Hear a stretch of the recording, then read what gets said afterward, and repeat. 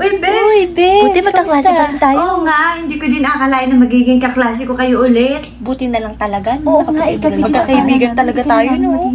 Oo nga eh. Pero sayang din, Bes. Bakit nga ba napahinto yung ate mo? Hindi. Ganito kasi yon. Nagka-skin asthma kasi yung sister ko. Tapos, no choice. Ako na lang yung nag-aral. Mali mo naman, mahawa pa yung mga klase niya kung papasok pa siya, di ba? Naku, sinabi mo, di ko kaya yun. Oh my God, hindi ko din kaya yun. Pero Bes, sayang din, no? Actually, hindi yun sayang. Ang sayang, kung tinuloy niya pa rin yung pag-aaral niya, paano naman ako, di ba? Siyempre, ako yung bunso sa amin. Hindi rin naman papayag yung nanay ko na hindi din ako makapag-aral. Actually, may point naman si Trisha. Pero grabe ba yung sugat ng ate mo? Oo nga, madami ba?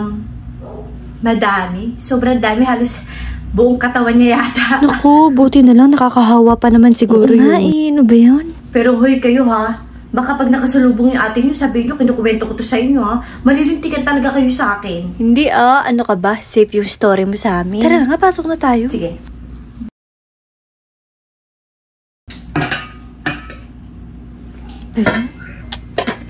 Ano naman bang pagkain dito? Kainis naman.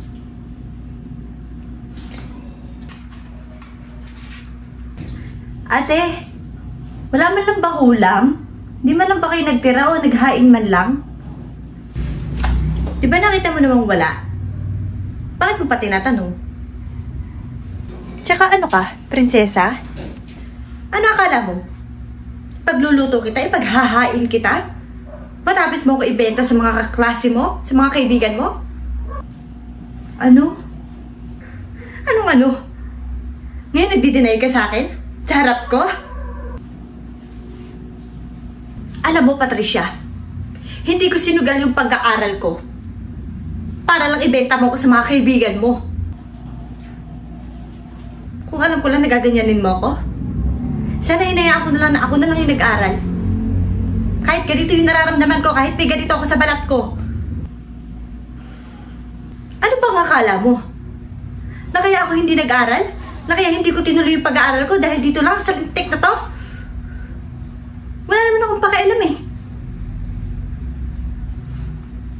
Sinunod ko lang yung gusto ni nanay. Na makapag-aral ka.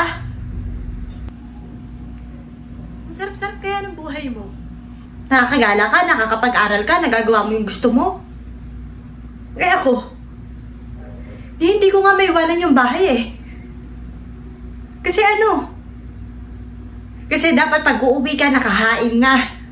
Dapat pag uuwi ka, okay na lahat. Magpapahinga ka na lang.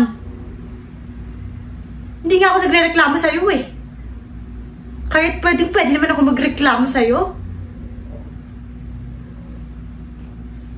Alam mo ikaw, kung alam ko na ganyan yung ugali mo, at kung hindi lang kita kapatid, baka ano na nagawa ko sa'yo.